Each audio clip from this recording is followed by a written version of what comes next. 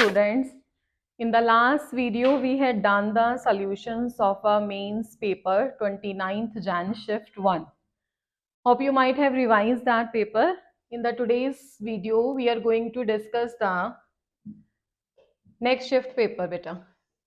This is our 29th Jan shift 2 paper. Okay, so let's start without delay. The first question in this paper was, in which molecule the dehydrogenation forms the maximum number of the isomers, excluding the rearrangement? First of all, we have to understand what type of the reaction he is asking. He is asking for the dehydrohalogenation. Now, what is dehydrohalogenation, beta? Dehydrohalogenation is the, D means removal, D stands for removal. Removal of hydrohalogenation है तो hydrogen and the halogen. So that means it is an elimination reaction. And one thing more, in this he has mentioned the excluding rearrangement. उसने यहाँ पे mention भी किया हुआ है कि whenever you have to form the product, you don't have to do the rearrangements in that. पर एक बात आप देखो कि जब आप इन सभी हैलोएल्केन्स को स्टडी करोगे, you will get to know कि ये जो आपका मैकेनिज्म है, that is E2 मैकेनिज्म. अब E1 मैकेनिज्म जब होता है तो in that case there is a formation of the stable carbocation, और स्टेबल कार्बोकैटायन बनाने के लिए हमें रीअरेंजमेंट करना पड़ता है. But in this all we are having the E2 rearrangement, E2 mechanism, तो इसमें रीअरेंजमेंट तो वैसे ही नहीं होगा, बट उसने दे भी दिया था क्वेश्चन में. तो let's start from the first one. Let's see the first option. In the first option Br. तो कैसे होता है बेटा डीहाइड्रोहैलोजनेशन reaction? In the case of the dehydrohalogenation reaction, we have to take the reaction in the presence of a base. कैसे करते हैं? The carbon which is attached to the alpha, that is attached to the halogen, that is called as alpha, और उसके adjacent वालों को we call it as beta. तो ये भी बीटा है, ये भी बीटा है. तो मैंने एक को बीटा लिख दिया और एक को बीटा डैश लिख दिया. And when you will go for the elimination reaction, यहाँ पे 3 हाइड्रोजन है बेटे. So one hydrogen from here and the one Br from here. So one type of the answer will be this. We can have this type of the alkene. And the second, this is minus HBr, और मैंने H कौन सा लिया यहाँ पे? Beta वाला लिया.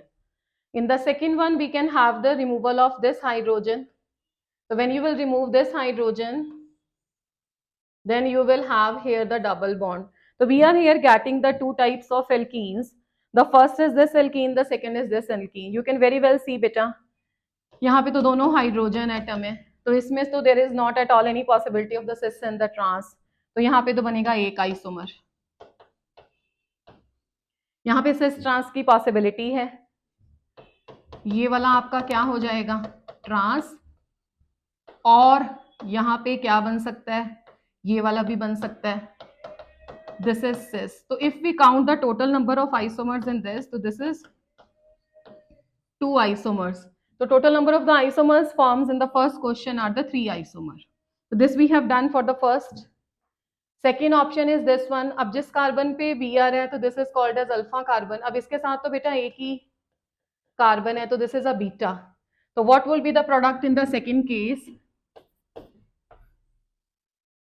In the second case, if this is a Br, we are calling this carbon as a alpha, and rest 2 are hydrogens attached to the beta 1.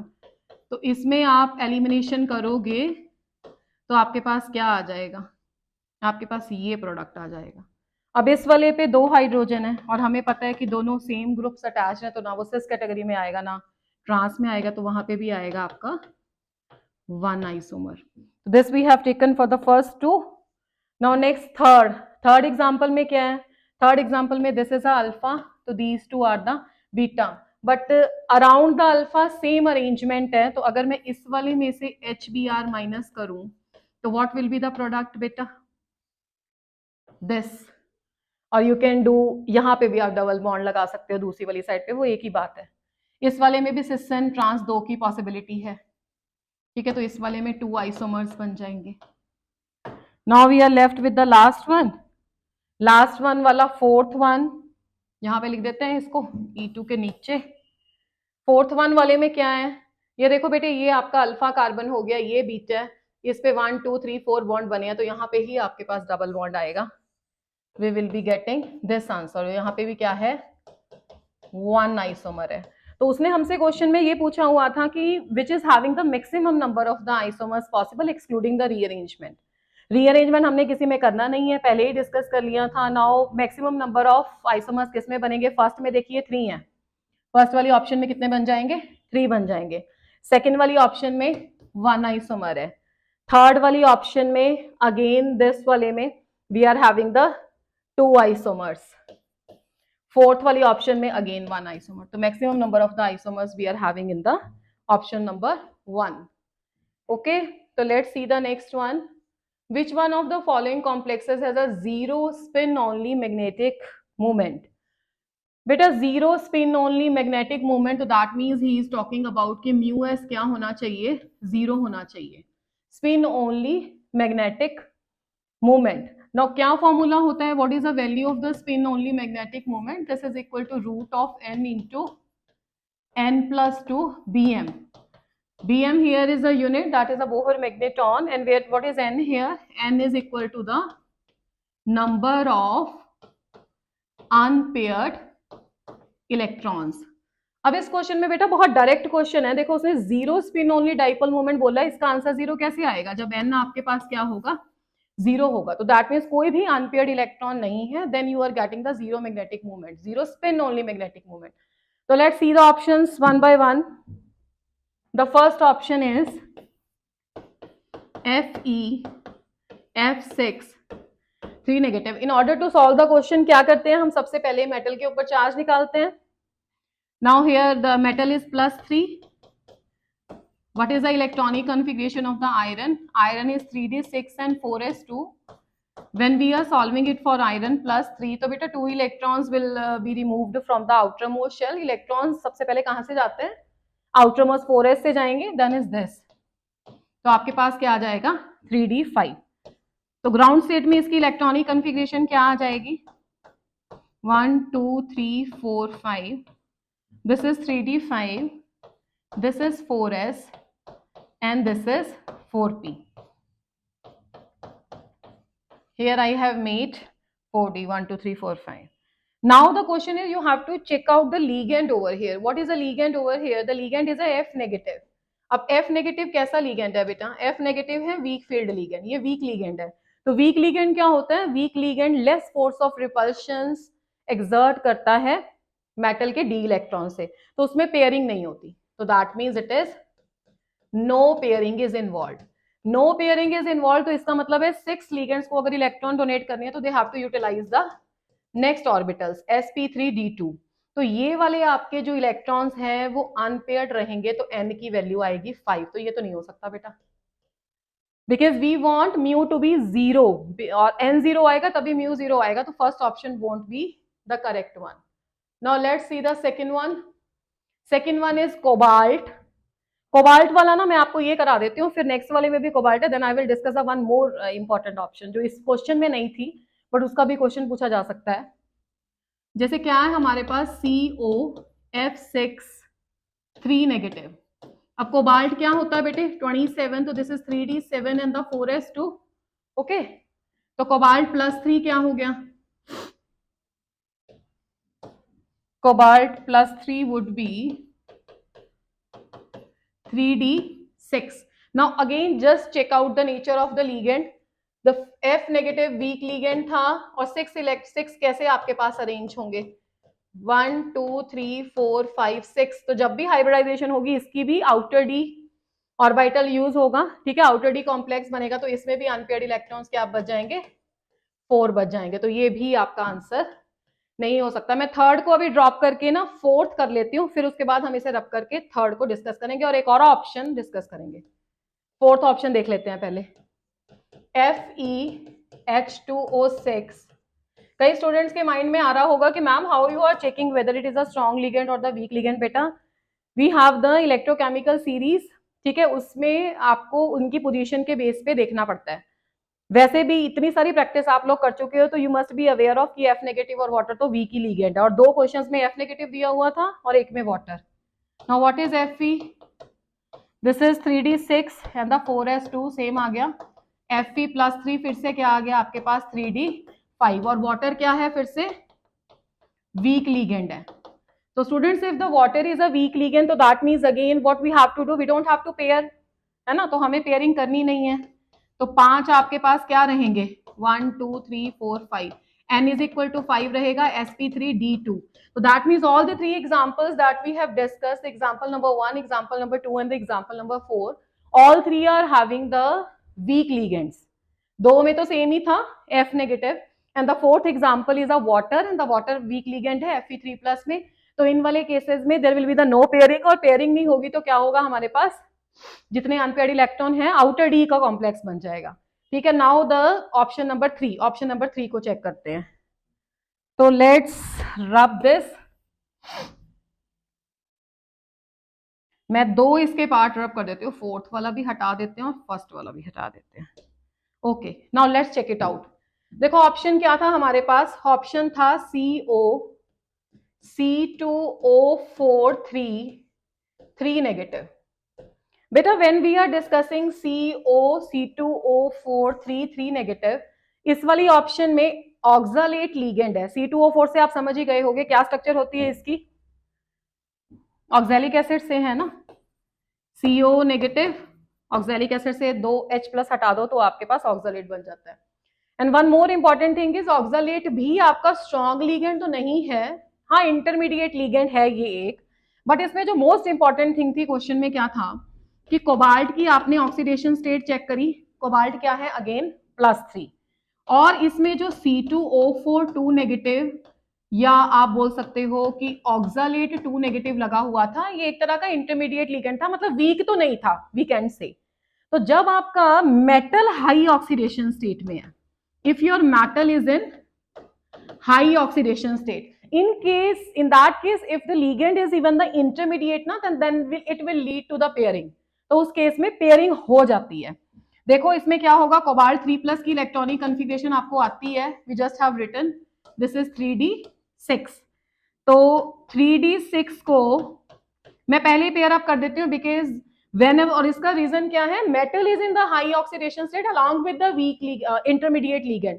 If the metal will be in the high oxidation state and even the intermediate ligand की जगह पे week ligand होता तो वहां पे pairing नहीं करते बेटा।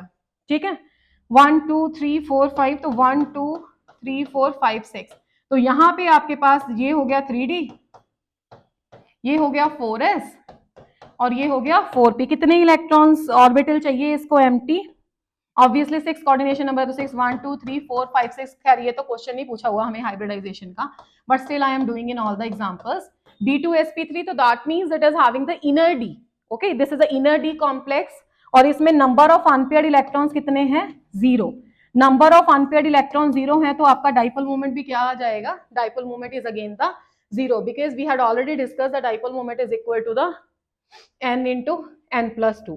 और इसमें एक और पॉइंट था that I was just discussing in the few minutes back. देखो क्या था इसमें, इसको हटा लेते हैं पहले।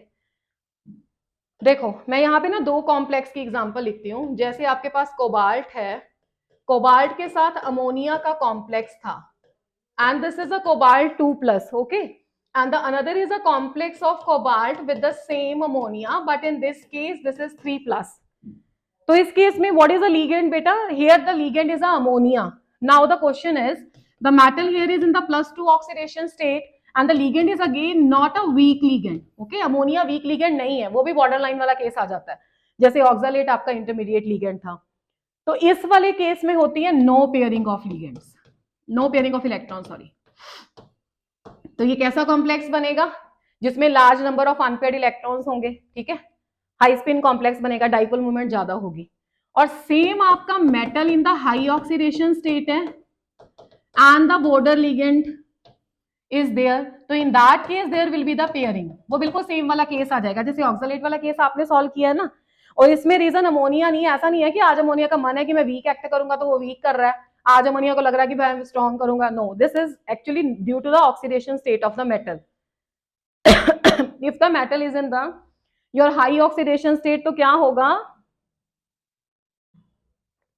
मेटल हाई ऑक्सीडेशन स्टेट के केस में अगर आपका लिगेंड क्या है इधर इंटरमीडिएट जैसे कि C2O4 2 नेगेटिव, एक एग्जांपल आपको आई थी, और एक केस अमोनिया वाला। तो इस वाले केस में you people have to remember that here there will be the pairing, number of unpaired electrons would be 0 so as a dipole moment. तो हो सकता है कि इस बार एग्जामिनर ने ये वाला क्वेश्चन पूछा है कोबाल्ट 3+ के साथ oxalate, in the next time he may ask with the ammonia. So here the difference is due to the high oxidation state of the metal. So the correct answer would be the third one. Okay, so let's move to the another question. Question number third was, which of the following diseases can be cured by the equinyl drug? That is a depression, beta. That was a direct answer. So this was your question number 3. Question number 4, very easy, atomic structure. He is saying if the Bohr's radius of the hydrogen atom in the ground state is 0.6 angstrom. हाँ, इस question में ना you just have to remember, पहली बात तो ये आप लोगों ने पढ़ा हुआ है बहुत बार, what is Bohr's radius? देखो, जब हम एटॉमिक स्ट्रक्चर में बोहर का मॉडल पढ़ते हैं ना, तो जो आपका न्यूक्लियस है, न्यूक्लियस से जो फर्स्ट शेल का डिस्टेंस होता है, वहां पे ये फर्स्ट शेल आ गया ना, उसके बाद तो ये वाला जो डिस्टेंस है ना, this is called as Bohr's radius. Bohr's radius a naught, actually में ए नॉट लिख लो या आर नॉट लिख लो, दिस इज एक्चुअली में 0.529 एंगस्ट्रॉम, और फॉर्मूले में हम इसे लिख के बाकी सारे शेल्स का रेडियस कैलकुलेट करते हैं। बट आपने एक बात नोट करी, उसने क्वेश्चन में बोहर का रेडियस दे रखा है। तो normally what the equations we had learned, हमें ये पता होता है 0.529 multiplied by n square by z. This is the equation to find out the radius. Okay. अब इसमें हमें उसने ग्राउंड स्टेट हाइड्रोजन के केस में बोहर का रेडियस दिया हुआ है। तो हम क्या करेंगे ना, हम इसमें बस थोड़ा सा चेंज करेंगे, जो एग्जामिनर कहता है यू हैव टू ओबे। क्या रहेगा, हम मैं इसको लिख देती हूँ something like R0 multiplied by n square by z. Now follow the conditions. क्या क्या क्वेश्चन में गिवन था? First of all he is saying about the ground state in the hydrogen atom. If he is asking for the hydrogen atom, so this is 100% sure for the hydrogen atom z is equal to 1. Z क्या represent करता है बेटा? Z here is representing the atomic number. Now next is the n. n shell का number है. Shell कौन सा है? Ground state के बारे में बात कर रहे हैं ना, तो ग्राउंड स्टेट कौन सी होती है? n is equal to 1. तो इससे हमें क्या मिल जाएगा? R1. This I am solving for the first case hydrogen atom के लिए. तो R1 कितना आ जाएगा? R0 के इक्वल जो कितना दिया हुआ है 0.6 angstrom. ओके जी, यूनिट की कोई प्रॉब्लम नहीं है because all the options are given in the angstrom only. Now देखो सेकंड वाले केस में क्या कह रहा है, उसके लिए हम अलग कलर ले लेते हैं. सेकंड वाले केस में he is saying find out the radius of the third orbit of helium plus. देखो बेटे, हीलियम प्लस 1 इलेक्ट्रॉन स्पीशीज है. Helium is having the atomic number of 2 and it is having the helium plus, तो 1 electron species हो गया. तो second वाला case हो गया जी हीलियम प्लस के लिए. Now in the case of the helium plus, Rn is equal to again, अब इस पे हम वो वैल्यू यूज कर लेंगे, ठीक है, जो हमने पिछले वाले उसमें कैलकुलेट करी है. R0 multiplied by n square by z. तो बेटा R0 की क्या वैल्यू तुम लोगों ने कैलकुलेट करी है? 0.6 and n square. Now what is n? कौन से उसकी बात कर रहा है? थर्ड ऑर्बिट की बात कर रहा है. तो third orbit means n is equal to हो गया 3. बच्चा जी एक बात और, एक और मिस्टेक जो कई बार स्टूडेंट कर देते हैं, हीलियम प्लस है. हीलियम प्लस के केस में यहाँ पे Z is representing the atomic number of the hydrogen atom और द हाइड्रोजन लाइक आयंस जो 1 इलेक्ट्रॉन सिस्टम है. तो Z here is equal to the atomic number of the helium which is equal to the 2. ठीक है जी, तो n हो गया आपका 3 का square divided by Z. Z is equal to the 2. तो ये कितना हो गया? 0.6 इंटू 9 डिवाइडेड बाय 2, 0.3. तो this comes out to be 2.7 angstrom. और एग्जामिनर ने हमें इतना काम करवाया ही नहीं है कि वो इसको कोई और यूनिट में लेके जाए. देखो जी, all the options are in angstrom and here we have calculated this is 2.7 angstrom. Okay, चलो फिफ्थ क्वेश्चन. फिफ्थ क्वेश्चन में first I am going to solve this question as it is given. After that इसका मैं एक और question जो कि पूछा जा सकता है, इंपॉर्टेंट है, that I will discuss after removing the correct option. इसको थोड़ा सा डिस्कस करके उसको रब करके फिर करते हैं. ठीक है जी. Compare the bond order of the following molecule. Species क्या दी हुई है बच्चा? O2 2 नेगेटिव दिया है. ठीक है जी. O2 2 negative. हाँ जी, कितने इलेक्ट्रॉन्स होते हैं ऑक्सीजन में? O2 इज 16, 16 प्लस 2 कितना हो गया? 18। उसके बाद NO कितना हो गया? 7 plus 8, this is equal to 15। CO, this is equal to 6 plus 8 14। तो पहले मैं आपको इसका एक ट्रिक बता देती हूँ जिस हिसाब से हम इसे क्लास में सॉल्व करते थे प्रैक्टिस के टाइम पे। देखो बच्चा, ऑक्सीजन का बॉन्ड ऑर्डर कितना होता है सभी को पता है, और आपको पता है ना कि जब तक हमारे पास number of electrons in the diatomic molecule 14 होते हैं तब तक हम अलग सीक्वेंस यूज करते हैं अप टू नाइट्रोजन, और ऑक्सीजन वाले केस में थोड़ा अलग हो जाता है। और ऑक्सीजन के लिए ये वाली ट्रिक है। O2 के लिए बॉन्ड ऑर्डर कितना है? 2। O2 प्लस जब हो जाएगा ना, for each plus addition you just have to add the 0.5, okay, without calculation. आप कैलकुलेट करके देखोगे सेम ही आएगा। तो O2 is 2.5, O2 plus is O2 2 plus is 3 actually, okay. अभी मैं क्या कर रही हूँ बेटा? Now I am going to change it to the anion. O2 minus हो जाएगा, तो इसमें से इसी में से करना है हमें, इसी में 0.5 ऐड, इसी में 0.5 और ऐड, अब इसी में से 0.5 सब्ट्रैक्ट, तो कितना आ जाएगा बेटा? 1.5। अब O2 2 नेगेटिव में कितना आ गया? This is 1। Let me right the electrons along with it. यहाँ पे इलेक्ट्रॉन्स कितने होते हैं? 16, 15, यहाँ पे 14, 17 एंड 18। तो एक स्पीशीज का तो आपको यहां से कैलकुलेट हो गया होगा। O2 2 नेगेटिव का बॉन्ड ऑर्डर क्या आएगा? O2 2 नेगेटिव का बॉन्ड ऑर्डर आएगा G1, ओके, यहाँ पे आ गया आपका 1। नाउ NO, अब NO के पास भी इलेक्ट्रॉन्स क्या है? NO के पास भी इलेक्ट्रॉन्स है अपने पास 15। तो 15 electron, that clearly shows that कि 14 से ज्यादा है, तो we have to follow the oxygen वाला सीक्वेंस करेंगे इसमें भी। तो 15 वाले केस में बॉन्ड ऑर्डर कितना आ रहा था यहाँ पे? 2.5। और CO के केस में, CO के केस में हियर द बॉन्ड ऑर्डर देखो, पहले तो इलेक्ट्रॉन्स 14 हैं, तो दैट मींस 14 कौन से वाला केस हो गया? नाइट्रोजन वाला केस हो गया। तो उसके केस में बॉन्ड ऑर्डर कितना होता है? 3 होता है। तो अगर तो हमें ये वाला ट्रिक आता था तो क्वेश्चन में कुछ भी नहीं था, उसने क्या डिक्रीजिंग ऑर्डर पूछा हुआ है, तो सबसे पहले क्या आ जाएगा बेटे? सबसे पहले आ जाएगा आपका CO, ठीक है जी। उसके बाद कौन आ जाएगा? NO। उसके बाद क्या आ जाएगा? O2 2 negative. अब ढूंढ लो कौन सी ऑप्शन है? CO, NO and O2 2 negative. तो ये तो क्वेश्चन जिसको मैंने सिंपल आप जैसे प्रैक्टिस करते थे वैसे सॉल्व करा दिया। बट इसमें एक और पॉइंट था कि लेट इट बी, मैं थोड़ा सा कार्बोनिल को यहाँ पे डिस्कस कर देती हूँ क्योंकि इसमें थोड़ा सा चैलेंज है, नॉर्मल कॉन्फ़िगरेशन से थोड़ा सा अलग है ये। तो I hope you understood this. देखो मैं बेटा क्वेश्चन तो हमने ये सॉल्व कर लिया, अब कार्बोनिल वाला थोड़ा सा इसको डिस्कस करके चलते हैं। कार्बन मोनोऑक्साइड, या जो आप इसको CO बोलोगे, कार्बोनिल, उस वाले केस में if he is asking for electronic configuration, तो देखो पहले हमने अभी डिस्कस किया कि इसमें इलेक्ट्रॉन्स कितने हैं? 14 इलेक्ट्रॉन है। तो अगर सिंपल इसकी इलेक्ट्रॉनिक कॉन्फ़िगरेशन लिखोगे तो sigma 1s2, sigma anti bonding 1s2, sigma 2s2, sigma anti bonding 2s2, 8 electron. ये तो पहले वाले चाहे ना भी लिखा करो बिकॉज सबको पता है बॉन्डिंग एंटी बॉन्डिंग इक्वल हैं, तो ये कट जाएंगे।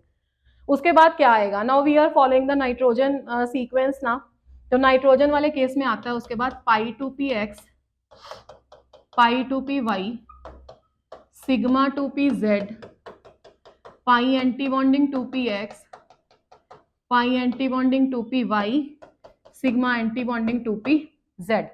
अब देखो बेटे CO के केस में 2 4 6 8 10 12 14, ठीक है। अब इस हिसाब से अगर मैं बॉन्ड ऑर्डर कैलकुलेट करूं तो क्या आंसर आएगा?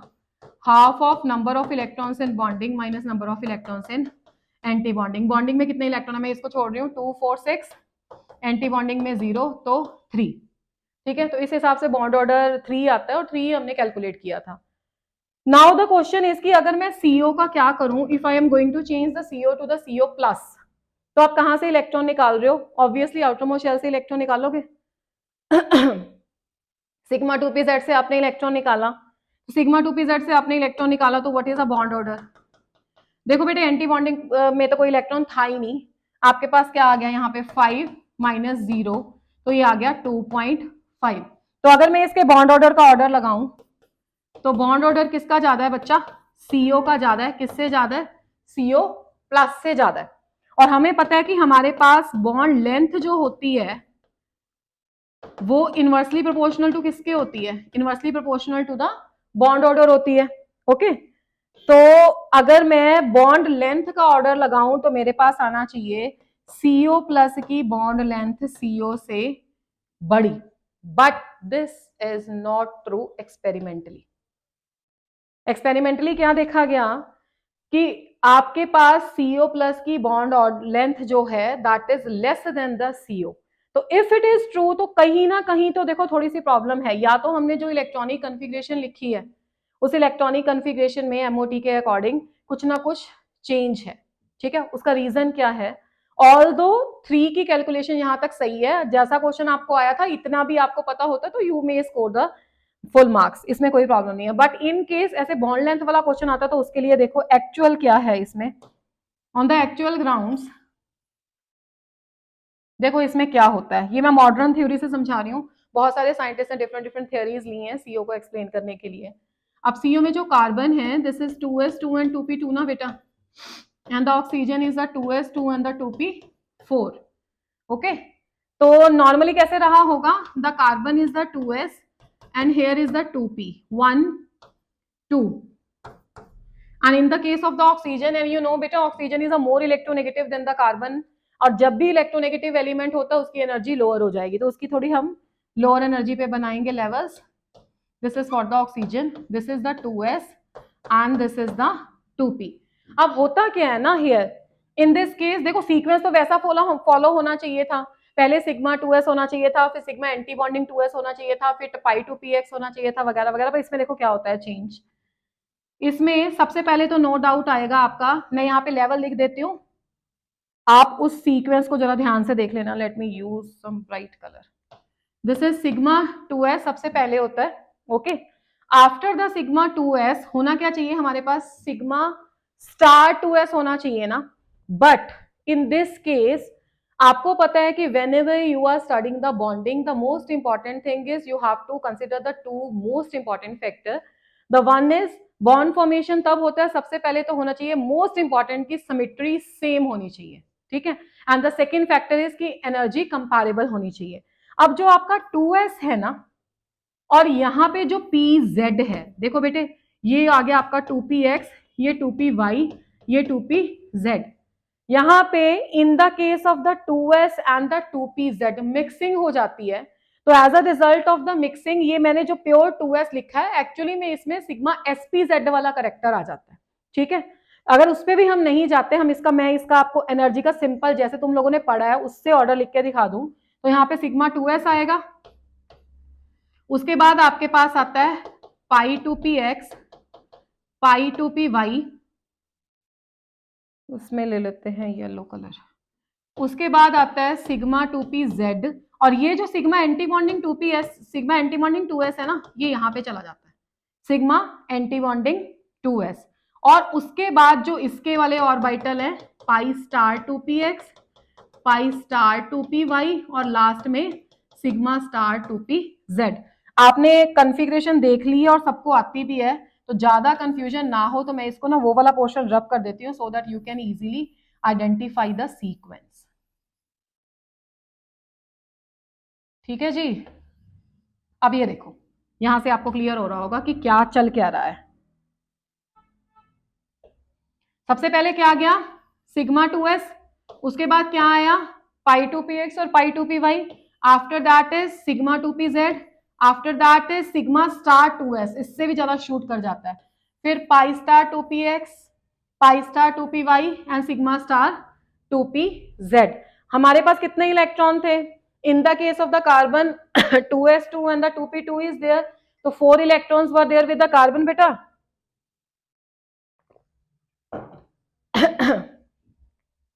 और यहाँ पे कितने इलेक्ट्रॉन थे 6, तो 10 इलेक्ट्रॉन थे ना, तो देखो 10 इलेक्ट्रॉन कैसे बनेंगे 1 2 3 4 5 6 7 8 9 10।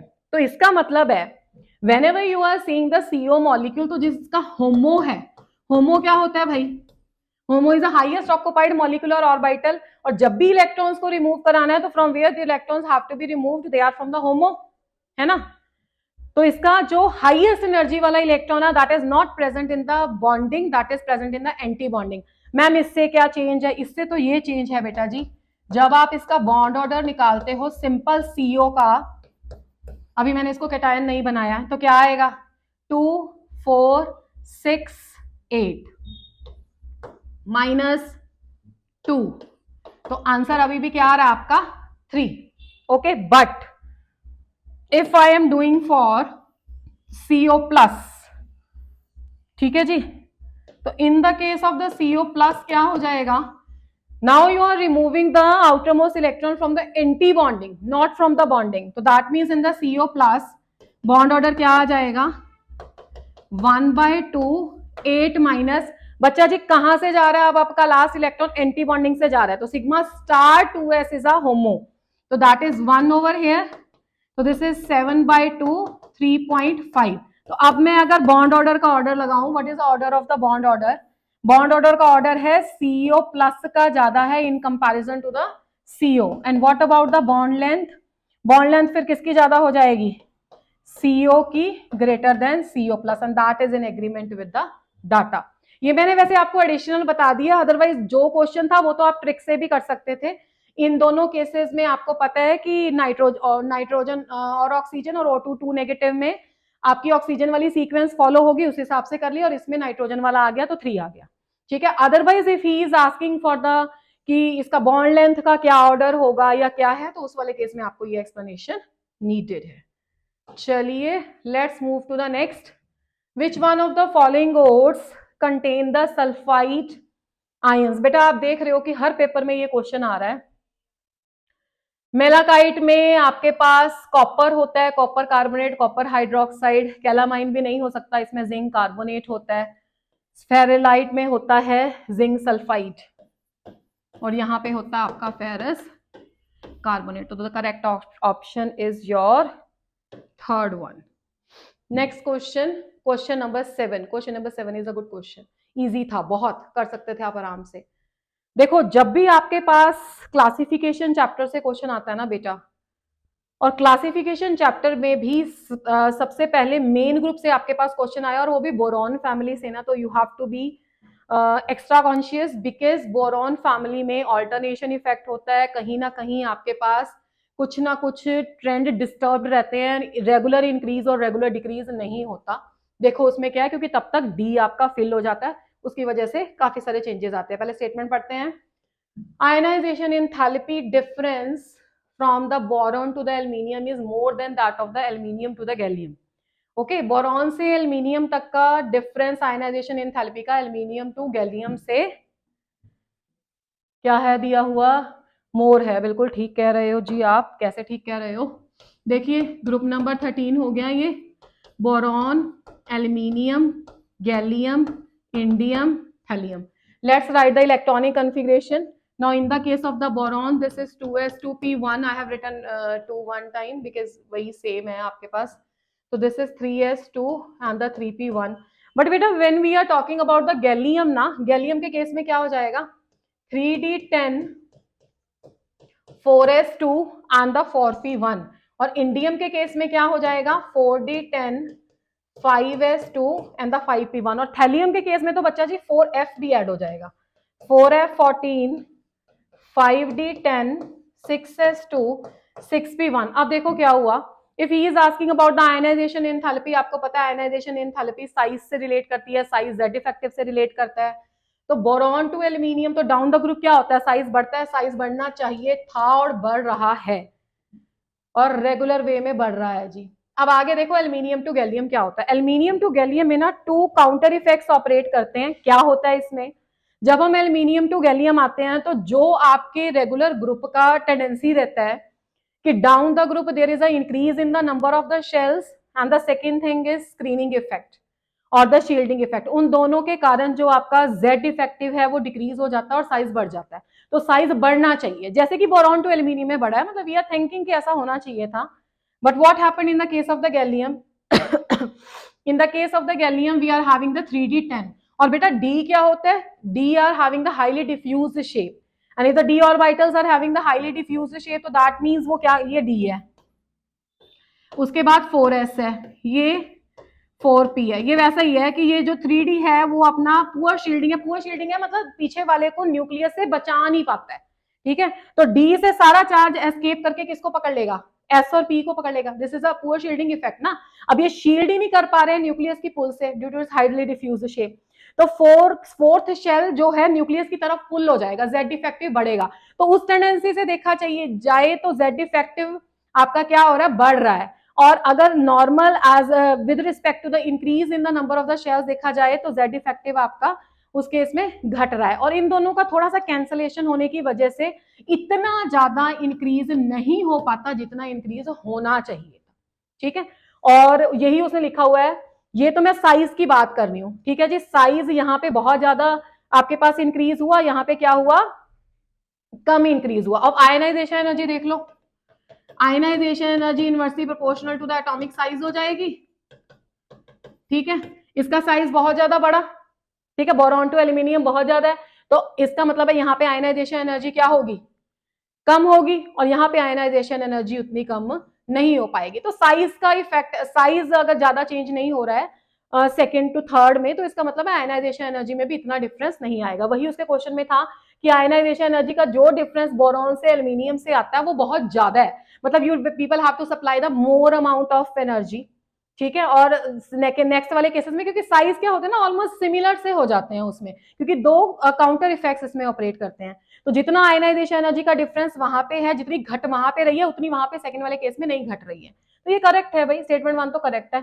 अब स्टेटमेंट 2 भी देख लो। स्टेटमेंट 2 में क्या कह रखा है, जो हमने कहानी बनाई है वो सत्य है क्या, सच है बिल्कुल। Gallium has a completely filled d orbital then the that is a second option and this is was first one. तो करेक्ट ऑप्शन कौन सी है, फर्स्ट हो जाएगी क्योंकि इसमें दोनों करेक्ट है। मतलब मैं मुझे ये कहना चाहिए कि उसका पुअर शील्डिंग इफेक्ट होता है, हाईली डिफ्यूज शेप होती है, उसमें डी प्रेजेंस होता है, उसी का ही कंसीक्वेंस है कि आयनाइजेशन एनर्जी में इतना डिफरेंस नहीं हो पाता। तो the correct option is a 1। Okay, now the question number 8 is which of the following is a correct relationship? Beta, this is a question from the thermodynamics. Now let's check the options one by one. In the option number 1, देखो option number 1 तो बहुत famous आपको पता ही है बेटे, Gibbs Helmholtz equation है, delta G is equal to delta H minus T delta H. तो दिस इज अ इक्वेशन, और इस इक्वेशन में you know that the pressure and the temperature are constant. Temperature देखो बेटा डेल्टा से बाहर है, ठीक है, और जो आपके पास इंथैल्पी होती है, change in enthalpy, that is the heat change at constant pressure. तो फर्स्ट ऑब्वियसली करेक्ट है equation. Now let's check out the another one, delta U is equal to delta H plus N R delta T. कई बार क्या होता है ना, जल्दबाजी में हम अच्छे से रिलेशनशिप नहीं पढ़ते हैं। ध्यान से देखो, इधर लेफ्ट हैंड साइड पे he has mention delta U, जबकि वहां पे क्या आना चाहिए, डेल्टा एच। ये तो रिलेशनशिप है बेटा इंथैल्पी और इंटरनल एनर्जी में। Delta H is equal to delta U plus delta P V can write it like, मैंने इसको डेल्टा बाहर क्यों लिखा है, बिकॉज मैं इसको आइडियल गैस इक्वेशन यूज करके देखो उसी फॉर्मेट में लेके आएंगे, एनआरटी होता है ना। Now see this, if the temperature is constant, R is a universal gas constant, this is already constant, delta U plus RT, यहाँ पे क्या रह जाएगा, डेल्टा N, और जो हम रिलेशनशिप में यूज करते हैं this is delta U plus delta N RT. We used to write the subscript G here. What is the reason behind that? Because this is a change in the number of the moles in the gaseous state, या stoichiometric coefficient जो आपके product और reactant में होंगे gaseous state में, उनका difference होता है। अब देखो मैंने क्या बाहर निकाला था, डेल्टा से टेम्परेचर, टेम्परेचर कांस्टेंट है इसमें, और बाकी डेल्टा एच और डेल्टा यू है इसमें। अब जबकि इक्वेशन वहां पे क्या दे रखी है, उसने लेफ्ट हैंड साइड में डेल्टा यू दिया, ये हमने डायरेक्ट कैलकुलेट कर लिया। थर्ड, फिर तो आप कहोगे कि मैम थर्ड ऑप्शन तो करेक्ट होनी चाहिए क्योंकि आपने पी वी की जगह पे एनआरटी लिखा है तो वो बनता है C. No doubt P delta V जब हम करते हैं तो आपके पास डेल्टा एन आर टी आता है, but we have already discussed बेटा, in this case the temperature is a constant, temperature is constant and the pressure you can see here is again constant। pressure भी तो delta से बाहर है ना, तो इसमें conditions कुछ ऐसी mention ही नहीं है। when it is true, when this relationship is true, when the pressure is constant as well as the temperature is constant। तो थर्ड ऑप्शन में ये प्रॉब्लम थी, बाकी नन ऑफ दिस हो नहीं सकता। तो what is the correct one, correct one हो गया बेटा जी हमारा 1. Okay, now the question number 9. In the question number 9 you have to just match the column. देखो इसमें सबसे आसान क्या था, फाइबर सबको पता है कि पॉलिएस्टर होता है, ठीक है. तो आपके पास फाइबर पॉलिएस्टर की कैटेगरी, ये क्या है बेटा, ये classification of polymers on the basis of the forces है. देखो फाइबर पॉलिएस्टर के साथ कनेक्ट किस किस ऑप्शन में है, तो that means D is to Q. D is to Q दो ऑप्शन में है, तो आपकी दो ऑप्शन तो वैसे ही चली गई. और उसके बाद इलास्टोमर क्या है, इलास्टिसिटी की प्रॉपर्टी किसमें होती है, रबड़ में होती है, एंड द नियोप्रीन एग्जांपल हो गई इसकी, ठीक है. उसके बाद है thermosetting and the thermoplastics. Thermosetting and thermoplastics क्या होते हैं, थर्मोप्लास्टिक की कैटेगरी में क्या आ जाएगा, पॉलीस्टाइरीन आ जाएगा, पीवीसी वाली कैटेगरीज आ जाती है इसमें. थर्मोसेटिंग जो एक बार सेट हो जाता है हीट से, नहीं कुछ उसका चेंज हो रहा है, तो इसमें बहुत हार्ड वाले प्लास्टिक्स आ जाएंगे, that is your urea melamine, urea formaldehyde resin या बेकेलाइट वाली केसेस आ जाएंगे आपकी. तो what will be the correct option, आप सारे मिला के चेक कर लेते हैं. ए किसके साथ मैच हो रहा है बेटा जी हमारा, एस के साथ, तो दैट मीन्स इस ऑप्शन में हो रहा है, ये नहीं होएगी, है ना. और बी किसके साथ मैच हो रहा है हमारा, that B is with the R. Yes, correct. Rest we have already checked. तो ये हो गया आपका question number 9. Next is a question number 10. Question number 10 students is from the kinetic molecular theory of gas and here you have to just apply the formula. अगर आपको formula नहीं आता है VRMS का, V एवरेज का भी, मैं तीनों फॉर्मूले आपके पास लिखूंगी भी, then you can't solve this equation. Now जो हमारे पास होता है MP का मतलब है बच्चा यहाँ पे most probable. Here the subscript MP represent the most probable velocity and after that V average, after that VRMS, root mean square. मैं तीनों के फॉर्मूले लिख देती हूँ. देखो RT बाय एम तो सब में बच्चा कॉमन है, तो this is RT by M, this is again RT by M. आप नोट कर लो इसको, क्योंकि इस बार आपका क्वेश्चन सेट हुआ RMS और V एवरेज से. There can be the case where the आपकी मोस्ट प्रोबेबल भी यूज हो जाए. तो यहाँ पे 2 होता है, यहाँ पे 8/पाई होता है और यहाँ पे 3 होता है. ये अगर आपको इक्वेशंस आती हैं, ये फॉर्मूलाज आते हैं, बाकी इसमें क्या क्या टर्म्स हैं. R is a universal gas constant, T is a temperature and M is a molecular mass of the gas. वो आपका किलोग्राम में होता है. So in order to solve this question, what we have to take भाई average and the RMS and the average. तो ये दोनों हमें लेनी है. ओके जी, तो let's check it out. We have to just take the ratio of the VRMS to that of the V average. Now what is the value of VRMS? We have already mentioned over here. This is 3RT by M and this is 8RT by pi M. What is the common factor that we people can cancel out? क्योंकि दोनों में root ही है, M से M cancel. उसने कोई ऐसे different gas की तो बात की नहीं है कि गैस के बारे में बोल रहा है, ऑक्सीजन मॉलिक्यूल के. तो अपने पास क्या बन जाएगा बच्चा, 3 पाई आपका डिनोमिनेटर में था, that you can shift to numerator 3 pi by 8. इसको मैं अभी रब कर देती हूँ so that we can solve our equation. Okay जी, now VRMS upon V average, that comes out to be 3 pi by 8. Now you can substitute here the values whatever is given in the equation.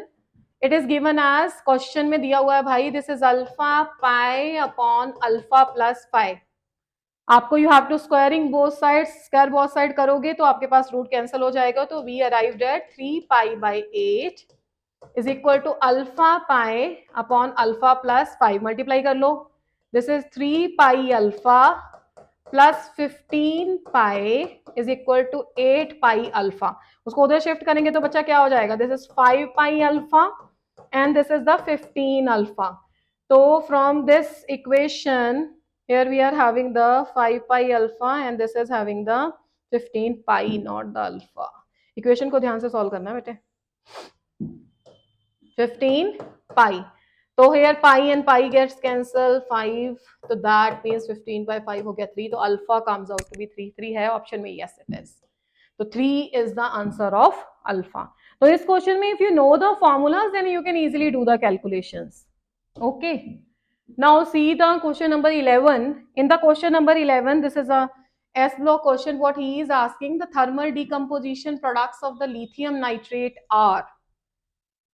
देखो lithium nitrate के बारे में पूछ रहा है कि when it is thermally decompose, mean to से जब आप इसको हीट करते हो तो क्या प्रोडक्ट बेटा आपके पास आता है। तो ऐसे क्वेश्चन में पहले तो ध्यान रखो कि लिथियम के बारे में बात कर रहा है ना, लिथियम नाइट्रेट के बारे में। अब लिथियम आपका एस ब्लॉक का फर्स्ट एलिमेंट है। हाइड्रोजन को अगर हम छोड़ दें, बिकॉज हाइड्रोजन का थोड़ा ऐसा बिहेवियर होता है कि वो मेटल्स नॉन मेटल दोनों से रिजेंबल करता है। तो जो आपका लिथियम है ना बेटा, lithium plus is very small in size, it is having the high polarising power. High polarising power होने की वजह से unlike the rest of the members of the family, it is not at all decomposing to give the your nitrite, ऐसा नहीं देता है ये। तो ये क्या करेगा भाई, ये अपने ऑक्साइड में ब्रेक होगा, लिथियम ऑक्साइड बनाएगा, स्टेबल ऑक्साइड, और उसके बाद NO2 और ऑक्सीजन को रिलीज करेगा। Let's balance this equation. 2 nitrogen 4 है, 4 to the 8 to 10 12, ठीक है, ओके। तो दिस इज आंसर। अब आपको पता है ना बेटे, लिथियम मोनोऑक्साइड बनाता है and rest of the members आपके पर ऑक्साइड या सुपर ऑक्साइड बनाते हैं। तो इस इक्वेशन में लिथियम मोनोऑक्साइड बनाएगा स्टेबल, उसमें डिकम्पोज हो जाएगा, ये नाइट्राइट नहीं बनाएगा, स्मॉल साइज है इसका, इसलिए स्मॉल एनाइन के साथ ये स्टेबलाइज हो जाता है। तो what is the correct option, option match कर लो बच्चा, lithium oxide, NO2 and oxygen. आपका हो गया option number 3, yes of course. तो let's move ahead. In the question number 12 BOD की वैल्यू पूछ रहा है आपसे, ड्रिंकिंग वाटर के लिए रेंज पूछ रहा है। इसमें अगर आपको इतना भी पता होता ना कि जितना BOD कम होगा उतना आपका वाटर प्योर है, तब भी आप कर लेते हैं। सबसे कम वाला ऑप्शन जो था वो 3 to 5 था। बायोकेमिकल ऑक्सीजन डिमांड होता है ये, इसमें जितनी कम वैल्यू रहती है उतना आपका वाटर ड्रिंकिंग पर्पसेस के लिए गुड है। Question number 13। Now in the question number 13 बेटा, सी इसमें आपके पास दो तरह की ऑप्शंस थी। पहला तो आपको पूछा हुआ है ऑस्मोसिस और रिवर्स ऑस्मोसिस के बारे में, और जो सेकंड वाले दो हैं मतलब A एंड B हैं, that are from the surface electroosmosis and the electrophoresis. पहले थोड़ा इसका डिस्कशन कर लेते हैं, ऑप्शन आप आराम से ढूंढ लोगे after the discussion. Now see, if we are talking about the osmosis, I am here going to write the 2 or the 3 very important points about the osmosis. First of all, the osmosis is related with the flow of the solvent molecule. ठीक है जी, इसमें क्या होता है बच्चा, the flow of the solvent molecules होते हैं, ठीक है जी। Second, through the SPM it is taking place, semi permeable membrane से solvent molecule pass करते हैं। Now the most important thing is from which direction to which direction, कहाँ पे कैसी concentration लेनी होती है। तो बच्चा this is from the high concentration of the solvent to the low solvent concentration. Okay? Ma'am अगर आपके क्वेश्चन में नहीं आया हमारे क्वेश्चन में सॉल्वेंट, तो हम क्या लिखेंगे, आप इसको सॉल्यूशन के हिसाब से भी लिख सकते हो। देखो कैसे लिख सकते हैं, उसने लिखा है high concentration of a solvent. High concentration of solvent होगा तो इसका मतलब है लो कंसंट्रेशन ऑफ सॉल्यूशन होगा। Got it, to the high concentration of solution, low concentration of solution to high concentration of solution. ये किसके बारे में बात हो रही है, ऑस्मोसिस के बारे में। तो आपको क्या ध्यान रखना था, पहली बात तो क्या मूव कर रहा है, सॉल्वेंट के पार्टिकल्स मूव कर रहे हैं। दूसरा, through the SPM, semi permeable membrane होनी चाहिए। And the third thing is high concentration of the solvent to the low concentration of the solvent होना चाहिए। And the next is, if the question options are not involving your solvent ना, तो आप solution के sense में लिख लो इसको, low concentration of a solution to the high concentration of a solution. अभी इसका अगर आपको रिवर्स पूछा है, रिवर्स ऑस्मोसिस, तो कर लेते हैं आराम से। रिवर्स ऑस्मोसिस में rest everything is same, what we will write, high concentration of the solution to the low concentration of the solution. Got it beta? Here I have written the high concentration of the solution to the low concentration of the solution, or you can also write it like low concentration of the solvent to the high solvent concentration. देखो तुम इन दोनों को भी अगर कर लेते ना बच्चा, तो भी आपका ऑप्शन लग जाता। पहले तो ऑस्मोसिस देखें, देखो इसमें जो बात कर रहा है सॉल्वेंट मॉलिक्यूल्स की मूवमेंट की, तो ये वाला पार्ट तो नहीं हो सकता जिसमें कोलाइडल या डिस्पर्जन के बारे में बात की है। तो पहले ऑस्मोसिस देख लो, the solvent moves from the low concentration to the high concentration of the solution. देखो ये लिखा ना हमने, low concentration of the solution to the high concentration of the solution, तो आपका डी कहां पे जाएगा, P. And what about the reverse osmosis? Reverse osmosis is a solvent moves from the high concentration to the low concentration of a solution. That means C to Q. तो that means आपका हो गया D to P, D to P, C to Q। बाकी देखो इस ये भी किसी में नहीं थे, तो इस वाले दो से भी आपका क्वेश्चन लग सकता था, पर let's check the another ones. What is electroosmosis? Electroosmosis में अब वो किसकी बात करेगा, इलेक्ट्रिक फील्ड की बात करेगा। बाकी इसमें डिस्पर्जन मीडियम के हिसाब से क्वेश्चन लिखा होगा। Dispersion medium moves through the oppositely moves toward the oppositely charge electrode across the semi permeable membrane. Osmosis की बात है तो सेमी परमिएबल मेम्ब्रेन की बात हो रही है, और इलेक्ट्रिक फील्ड की बात हो रही है, तो ए किसके साथ जाएगा, आर के साथ। Absolutely correct. And what about the electroosmosis? Electroosmosis is a colloidal particles moves in the presence of the electric field. So what is the correct option बेटा? 1। तो ये बिल्कुल डायरेक्ट क्वेश्चन था, डेफिनेशन बेस्ड। चलिए जी आगे। Now the question number 14. Question number 14 is the question from the atomic structure. The ratio of the de Broglie's wavelength to the of the proton to that of the alpha particle, and if they are accelerated through the same potential. Now बेटा if you know the relationship, तो question very easy. क्या करेंगे, lambda is equal to h by m v होता है, ठीक है। अगर मैंने इसको मोमेंटम की फॉर्म में लिखा तो you can easily convert it into the kinetic energy form और the potential form as well. मैं एक बार आपको करके बता देती हूँ सो दैट आप अपने नोट्स में भी लिख सको। बेटे काइनेटिक एनर्जी का क्या फार्मूला होता है, half m v square, and if we have to obtain the kinetic energy from the momentum, then what we have to do, we have to multiply and divide with the m। 1/2 m square v square क्या हो जाएगा, m square v square is p square। what is the p here, p is a momentum, linear momentum divided by m। so that means we can easily say p square is equal to 2m into kinetic energy, and p आ जाएगा root of 2m into kinetic energy। so this is the value of the linear momentum in the terms of the kinetic energy. तो you can substitute this value. देखो ये भी आपको ध्यान में रखना है कि अगर क्वेश्चन आपको मोमेंटम के हिसाब से नहीं पूछा है, काइनेटिक एनर्जी के हिसाब से पूछा है, तो you have to write 2m into kinetic energy. पर मैम क्वेश्चन में तो हमें पोटेंशियल पूछा है, तो let's check out in the terms of the potential also. Kinetic energy is equal to q into v naught, charge into potential. तो इस वाली फॉर्म में भी कर लो इसको, 2m q into v not. तो इस तरह से आप इसको लिख दोगे। अभी आपको क्या करना है, you have to just compare for what, alpha and the proton. किसको ऊपर रखना है बेटा, प्रोटॉन है ना। चलो फिर करते हैं इसको। इस वाले फॉर्मूला वाले पोर्शन में रब कर रही हूं, और मैंने जो इसका सॉल्यूशन था वो सारा यहाँ पे लिख दिया। ये 2-3 फॉर्म्स हो गई अपनी, ठीक है बेटा। हमें लेना है जी proton to that of the alpha particle. तो क्या फॉर्मेट आ जाएगा, देखो इनवर्सली प्रोपोर्शनल है ना, तो ये वाला पोर्शन अल्फा वाला ऊपर चला जाएगा, यानी कि 2 mass of alpha, charge of alpha v naught, 2 mass of proton, charge of proton into v naught. अब देखो उसने बोला सेम पोटेंशियल, तो दैट मींस पोटेंशियल वाला फैक्टर तो खत्म हो जाएगा। नाउ प्रोटॉन क्या होता है बेटे, H11, और अल्फा पार्टिकल क्या होता है, He24। So that clearly means कि mass of the alpha particle is 4 times that of the proton and the charge is 2 times। बस वैल्यू सब्स्टिट्यूट करेंगे हम यहाँ पे, 2 से 2 कैंसल, v नॉट से v naught cancel, mass of the alpha particle is 4 times, charge of the alpha particle is 2 times, mass of the proton is 1, ये आ गया root of 8। If he is asking about the ratio, तो root of 8/1 हो जाएगा, that comes out to be 2√2:1। तो calculation भी कोई ज्यादा नहीं थी। If he is asking for the momentum, तो आप ये वाला पोर्शन यूज करोगे। If he is asking about the ratio in the terms of the kinetic energy, then this is the second one, and in the terms of the potential, mass and the charge, this is the third one. Okay, now the question number 15।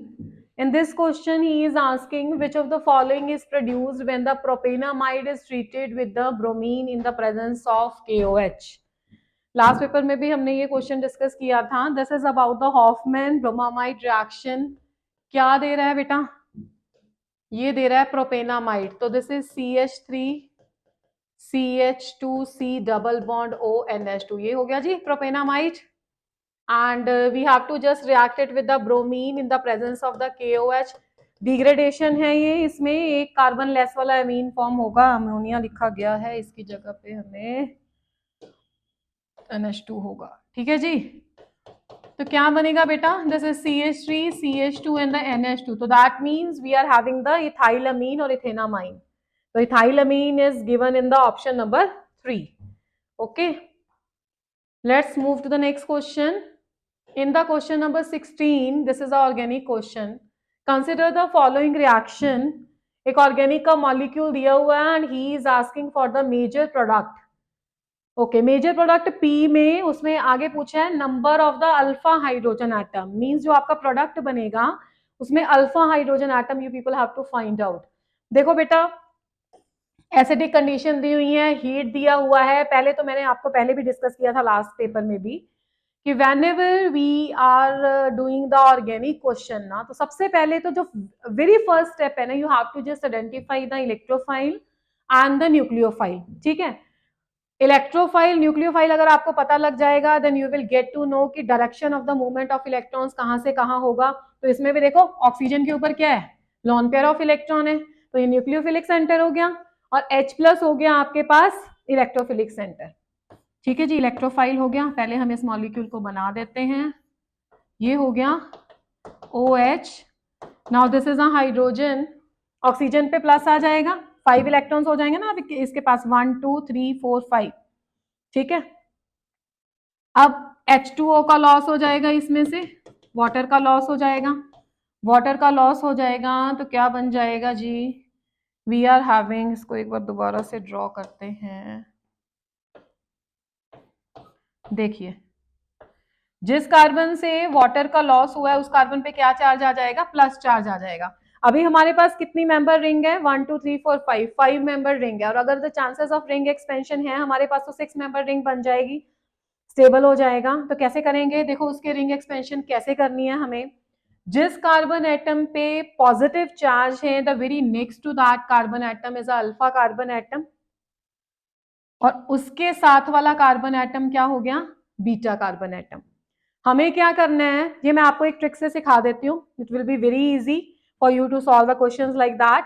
You have to just move the bond from the alpha to beta. And when you will move the bond from alpha to beta, तो temporarily मैं क्या कर रही हूँ ना बच्चा, I am just here giving the plus sign और यहाँ पे क्या दे रही हूँ मैं? माइनस. और एक और बहुत इंपॉर्टेंट बात है, आप ना इसकी नंबरिंग कर लेना. 5 take it as 6.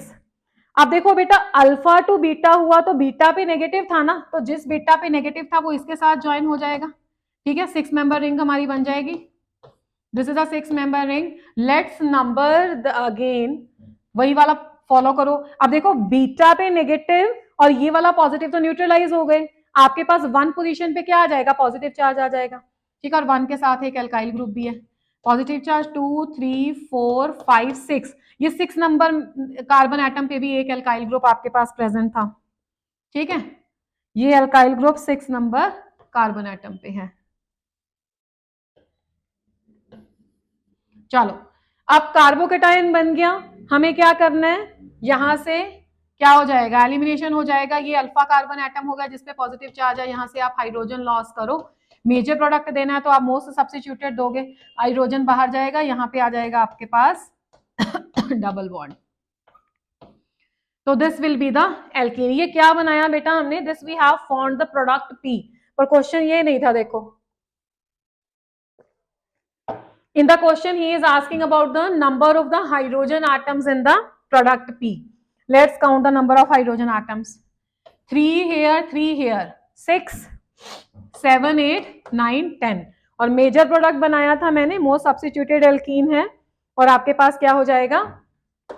Total of 10 hydrogen atom. तो that will be the option number 4. Let's move ahead. Question number 17 directly आपका एनसीईआरटी से क्वेश्चन है. प्राइमरी अमीन का सिंथेसिस होता है, गैब्रियल थैलामाइड सिंथेसिस है ये, जो कंडीशंस दी हैं फटाफट चलते हैं।